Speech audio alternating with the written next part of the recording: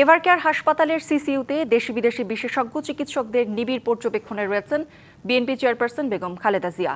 তার শারীরিক অবস্থা নিয়ে কিছুক্ষণ পর ব্রিফ করবেন ব্যক্তিগত চিকিৎসক AZM জাহিদ হোসেন। এভারকেয়ার হাসপাতালের চতুর্থ তলার একটি কেবিনে রয়েছেন বেগম খালেদা জিয়া। 5 সদস্যের চীনা চিকিৎসক দল পরীক্ষা নিরীক্ষা করছেন। চীন ও সিঙ্গাপুর থেকে আজ আরও কয়েকজন চিকিৎসকের আসার কথা রয়েছে। নিরাপত্তাজনিত কারণে ওই তলার বাকি কেবিন খালি করে দেওয়া হয়েছে। সোমবার গভীর রাতে হাসপাতালে যান বিএনপির মহাসচিব মির্জা ফখরুল ইসলাম আলমগীর। এদিকে সোমবার রাতে গুলশানে বিএনপির স্থায়ী কমিটির বৈঠকে বেগম খালেদা জিয়ার স্বাস্থ্যের বিষয়ে আলোচনা হয়। তার শারীরিক অবস্থা নিয়ে বিভ্রান্ত না হওয়ার আহ্বান জানিয়েছে বিএনপি।